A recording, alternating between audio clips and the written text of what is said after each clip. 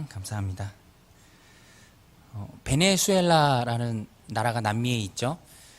얼마 전 신문 기사에 보니까 이 나라가 지금 굉장히 힘들다고 하더라고요. 살인적인 인플레이션 때문에 살기가 너무너무 힘들다고. 그 기사 내용을 보니까 정말로 힘들겠더라고요.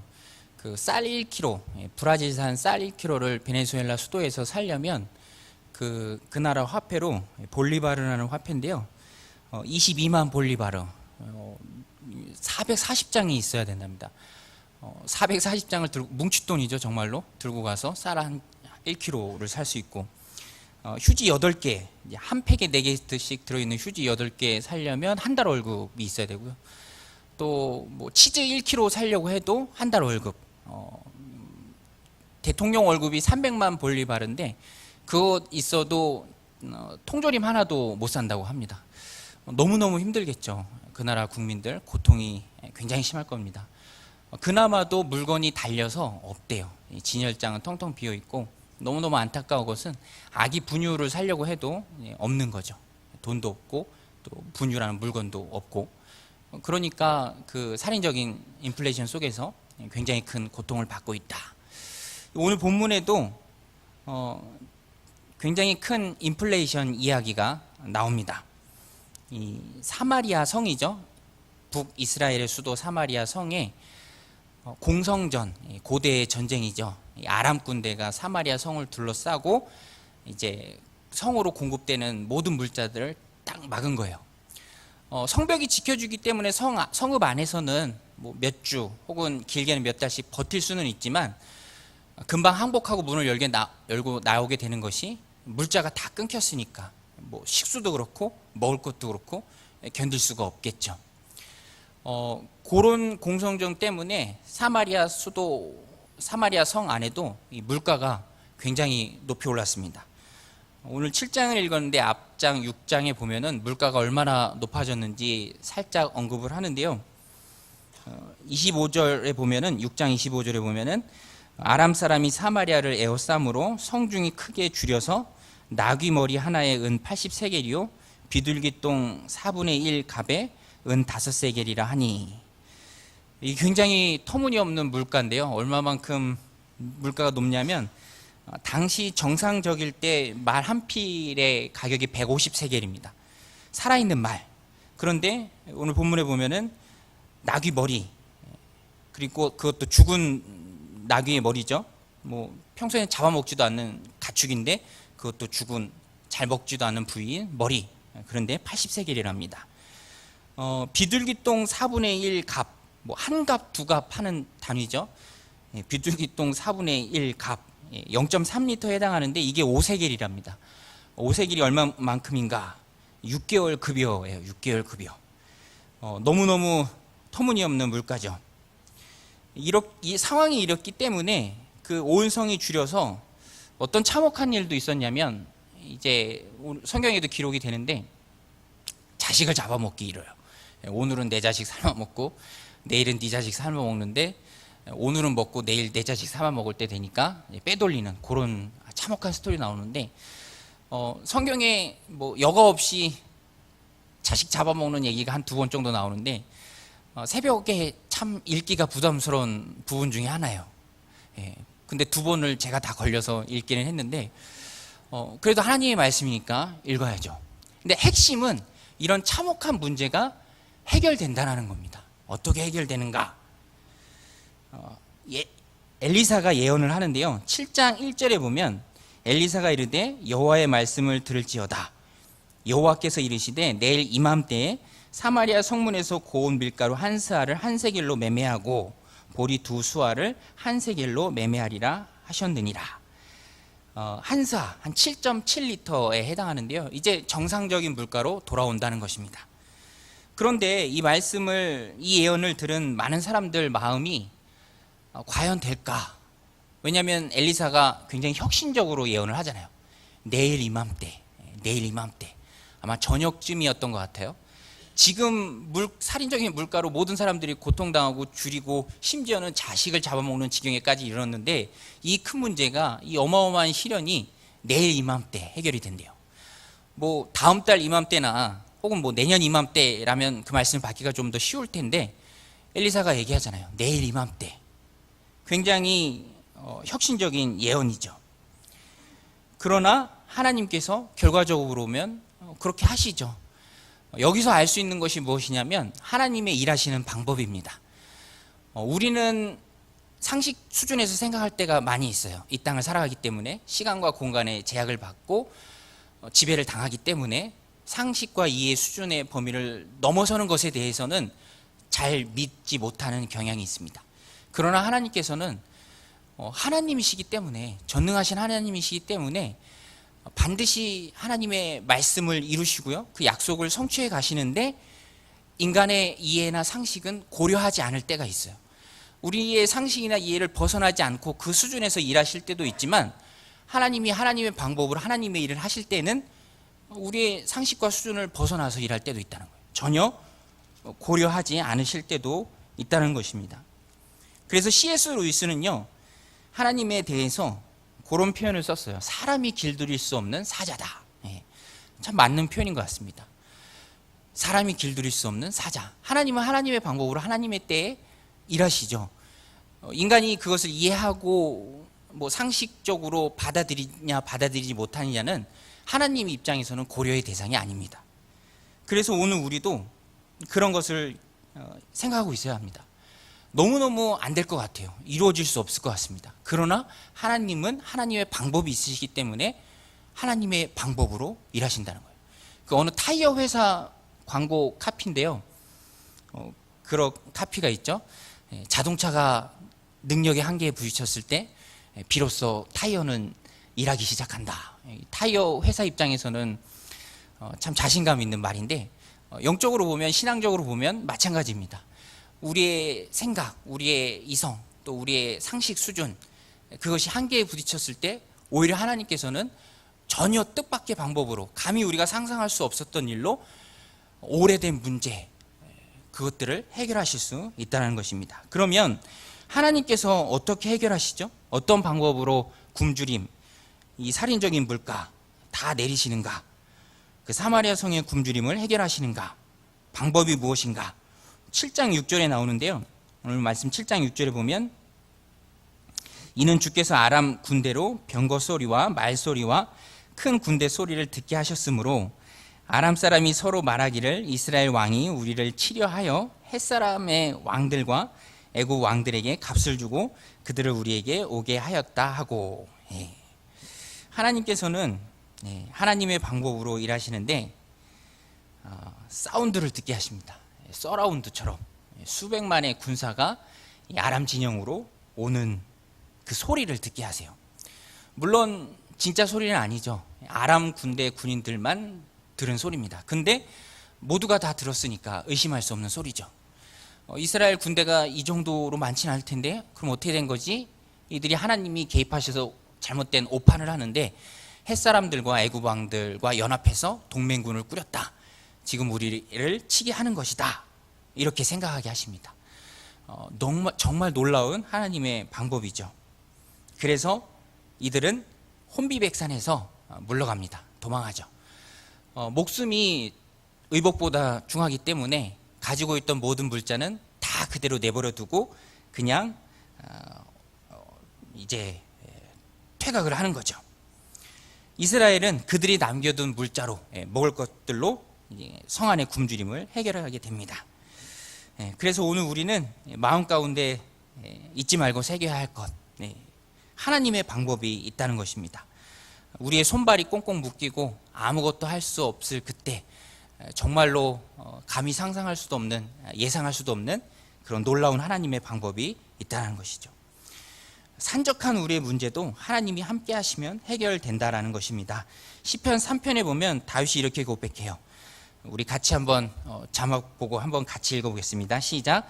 천만인이 나를 에워싸 진친다 하여도 나는 두려워하지 아니하리이다. 놀라운 고백이죠.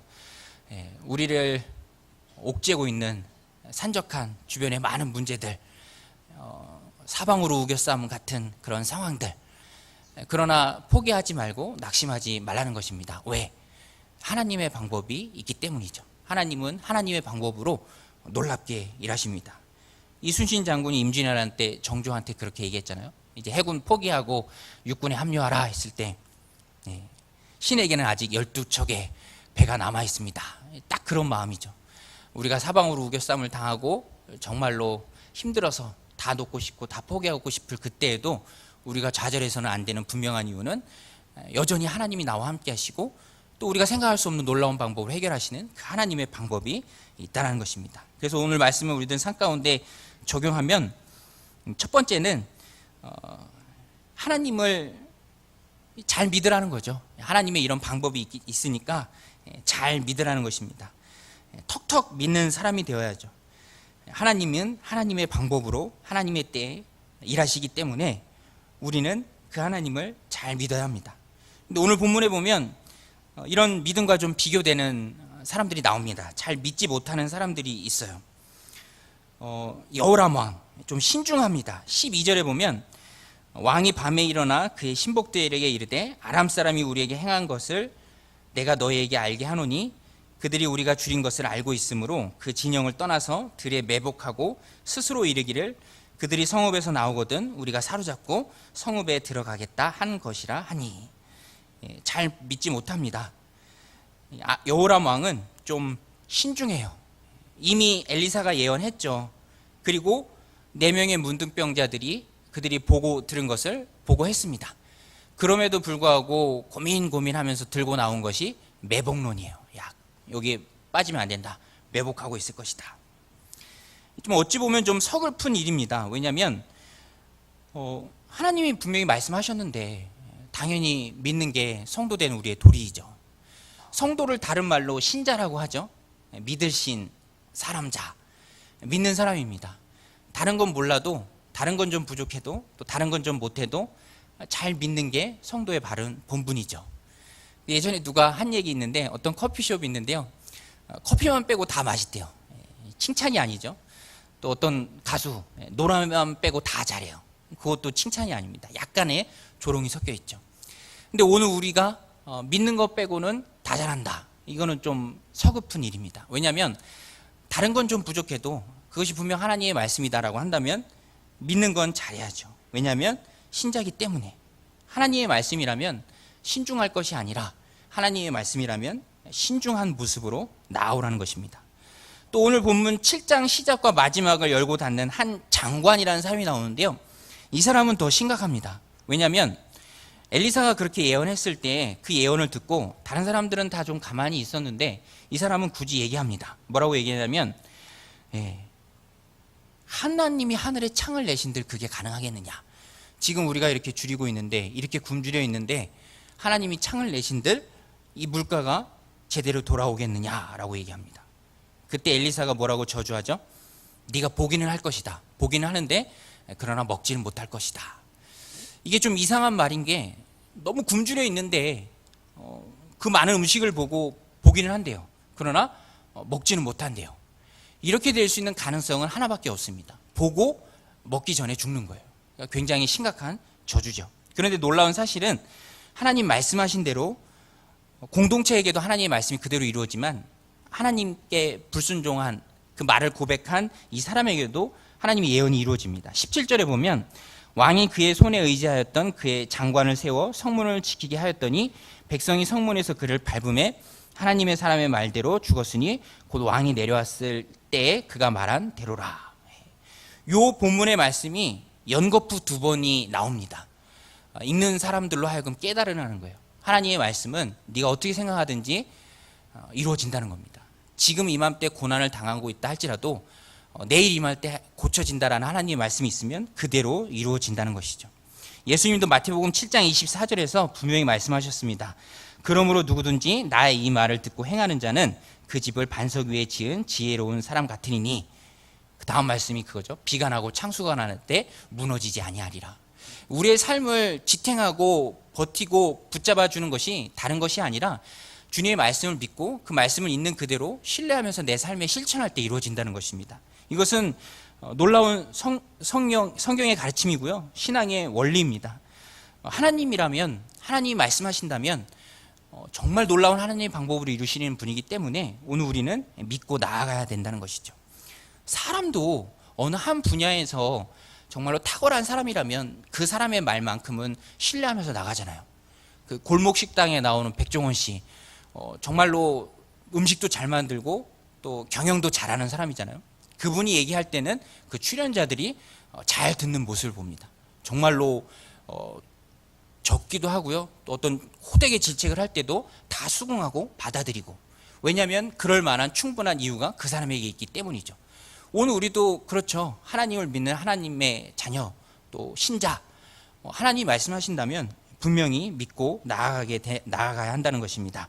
하나님은 정말로 기상천외한 방법, 내가 감히 상상하지도 못했던 놀라운 일로 사람의 마음을 바꾸시고요. 모든 환경을 뒤집어서 바로 바꾸실 수 있는 분이기 때문에 그렇습니다.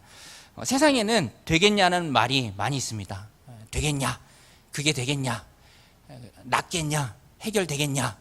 그러나 오늘 우리는 그런 세상을 향해서 하나님을 신뢰하는 마음으로 된다라고 말할 수 있어야 합니다. 된다. 하나님이 함께 하시면 된다. 이렇게 세상을 향해 또 믿음으로 고백하고 나아가는 믿음의 백성들이 되시기를 주님의 이름으로 축원드립니다. 또 오늘 본문 후반부에는요, 이 전반부죠. 전반부에는 또 우리에게 주는 메시지가 있는데, 이런 분명한 하나님, 또 하나님이 이루시는 놀라운 일들 보고 또 내가 경험하고 그것을 누릴 때 나만 누리지 말고 그것을 힘써 전하라는 것입니다. 오늘 본문에 보면 희망이 있는 곳을 향해 나아가는 4명의 문둥병자가 나옵니다. 오늘 말씀 4절인데요. 만일 우리가 성읍으로 가고자 말한다면 성읍에는 굶주림이 있으니 우리가 거기서 죽을 것이요. 만일 우리가 여기서 머무르면 역시 우리가 죽을 것이라. 그런즉 우리가 가서 아람 군대에게 항복하자. 그들이 우리를 살려두면 살 것이요 우리를 죽이면 죽을 것이라 하고. 이 4명의 문둥병자, 격리되는 병이기 때문에 성 안에도 들어갈 수 없어요. 또 저 바깥에는 아람 군대가 포위하고 있기 때문에 먹을 것을 구하러 밖으로 나갈 수도 없습니다. 아람 군대와 성문 사이에서 기거하다가 이 4명의 친구들이 서로의 얼굴을 보면서 손 빨고 있다가 얘기합니다. 사람이 그렇잖아요. 사방이 막혔을 때는 그래도 조금이라도 희망이 있는 곳을 향해서 나가게 돼 있어요. 이 사람들이 이 4명이 이래도 죽고 저래도 죽는다. 차라리 조금의 희망이 있는 아람 군대에 항복하자. 그러면 그 사람들이 우리 살려주면 음식을 먹을 수 있지 않겠는가. 뭐 이런 마음을 가지고 나아가죠. 그런데 웬걸 그러게 나아가니까 정말 놀라운 일이 있었습니다. 진영이 텅텅 빈 거예요. 그들이 오는 그 순간에 이 진영에 가득 있던 아람 군대들이 놀라운 하나님의 방법으로 군사들이 밀려오는 소리를 듣고 모든 걸 다 놔두고 도망간 겁니다. 그러니까 주인 없는 물건들이 가득해진 거예요. 이 4명의 문둥병자들 고생하다가 먹을 것을 만났으니까 얼마나 좋겠습니까? 여기서도 먹고 저기서도 먹고 뭐 이 장막에서 들어가서도 먹고 또 좋은 물건들은 따로 떼어두기도 하고 그렇게 막 누리고 즐거워하고 정말 행복한 시간을 보내는 와중에 문득 마음에 찔림이 오는 거예요. 우리는 지금 이렇게 행복한데, 우리는 지금 이렇게 많이 배부르게 먹고 있는데 이 귀한 사실을 모르고 지금도 굶주리고 있는 성 안의 사람들은 어떡하나. 아마 하나님께서는 이 4명의 문둥병자들이 이런 선한 마음을 갖고 있었기 때문에 아마 가장 먼저 그런 빈 진영으로 이끌게 하시고 또 누리게 하셨는지 모르죠. 참 선한 사람들인 것 같아요. 그렇게 누리다가 갑자기 그 마음에, 오늘 말씀의 제목인데, 잔치집 간 어미의 심정으로 변합니다. 잔치집 간 어머니들이 그렇잖아요. 저희 어머니도 저 어렸을 때 어디 잔치집 가면 막 이렇게 바리바리 싸우셨는데, 잔치집 간 어머니가 그러잖아요. 내 자식은 집에서 굶고 있는데 내 앞에 펼쳐진 음식이 얼마나 소중합니까? 당연히 싸갖고 가고 또 부르기도 하고 그렇겠죠. 이 4명의 문둥병자들이 잔치집 간 어머니의 심정으로 변합니다. 그러면서 9절에 이렇게 고백해요. 나병 환자들이 그 친구에게 서로 말하되 우리가 이렇게 해서는 아니 되겠도다. 오늘은 아름다운 소식이 있는 날이거늘 우리가 침묵하고 있도다. 만일 밝은 아침까지 기다리면 벌이 우리에게 미칠지니 이제 떠나 왕궁에 가서 알리자 하고. 잔치집 간 어머니의 심정으로 아름다운 소식을 전하는 4명의 문둥병자. 오늘 우리도 적용하면 우리도 똑같죠. 오늘 우리도 여기 모여서 예배하는 저와 여러분도 정말 놀라운 하나님의 방법을 지금도 목도하고 또 경험하고 누리고 있는 사람입니다. 그것이 무엇인가? 그리스도의 십자가죠. 그리스도의 십자가. 얼마나 놀랍습니까? 내가 죄를 지었어요. 내가 천벌을 받을 죄인입니다. 내가 죽어야 당연해요. 내가 죽는 것은 내 죄값이고요. 누구를 탓할 일도 아닙니다. 그런데 죄 없으신 하나님의 아들 예수 그리스도를 나 대신 내어주고 십자가에 죽게 하신 그 놀라운 하나님의 사랑. 악인을 위하여 죽기가 쉽지 않고 선인을 위하여 죽는 자가 혹 있거니와 우리가 아직 죄인되었을 때 그리스도께서 우리를 위하여 죽으심으로 하나님께서 우리에 대한 사랑을 확증하셨다는 이 놀라운 복음, 이 놀라운 하나님의 뜻밖의 은혜, 오늘 우리만 누리고 있어서는 안 된다는 것이죠. 내 자식이 지금 집에서 굶고 있습니다. 쫄쫄이 굶고 있어요. 거기로 가면 죽는 길이고 낭떠러지고 큰일 나는 길인데 그것이 전부인 양, 하나님 없고 죽으면 끝인 양 절벽을 향해서 달려가고 있습니다. 누가 그 아이를, 그 자녀를 멈춰서지 않게 하겠습니까? 그 4명의 문둥병자들은 얼른 달려가서 복음을 전하는 것이죠. 야, 여기 먹을 거 많이 있어. 여기로 오면 너희들이 살아. 생명의 떡, 예수 그리스도가 여기 있어. 이거 먹어야 돼. 라고 말하는 것입니다. 스리랑카의 놀라운 전도자 D.T. 나일스라는 분은 전도를 이렇게 정의했습니다. 전도는 한 거지가 다른 거지에게 빵이 어디서 났는지 얘기해 주는 것이다. 좀 놀라운 정의죠. 거지가 빵을 먹고 있어요. 근데 다른 거지는 쫄쫄 굶고 있어요. 근데 그 빵이 어디서 났는지 얘기해 주는 거예요. 거지는 배고픔이 해결될 우선의 과제 아닙니까? 뭐 빵의 성분이 궁금하겠어요? 뭐 칼로리가 궁금하겠습니까? 뭐가 궁금하겠어요? 그냥 어디 가면 그 빵 얻는지 얘기해 주는 것이죠. 그래서 오늘 우리도 외쳐야 합니다. 뜻밖의 하나님의 방법이 있다. 죄로 망하는 것이 아니라 예수님께로 오면 생명의 떡 대신 예수님을 먹으면 생명의 피 대신 예수님을 마시면 살아날 수 있다는 것을 목 놓아 외쳐야 하는 것이죠. 예레미야 20장 9절입니다. 예레미야가 이렇게 고백하죠. 내가 다시는 여호와를 선포하지 아니하며 그의 이름으로 말하지 아니하리라 하면 나의 마음이 불붙는 것 같아서 골수에 사무치니 답답하여 견딜 수 없나이다. 바울은 고린도전서 9장 16절에서 이렇게 고백합니다. 내가 복음을 전할지라도 자랑할 것이 없으면 내가 부득불 할 일임이라. 만일 복음을 전하지 아니하면 내게 화가 있을 것이로다. 오늘 우리는 먼저 누리는 하나님의 자녀들로서 잔치집간 어미의 심정으로 복음을 전해야 합니다. 아직도 쫄쫄 굶고 있는 그 사람에게 여기로 오면 먹을 것이 있다, 살아난다, 생명의 복음을 전해야죠. 파이디온을 세우신 선교단체를 세우신 양승호 목사님이 책에 쓴 내용인데요.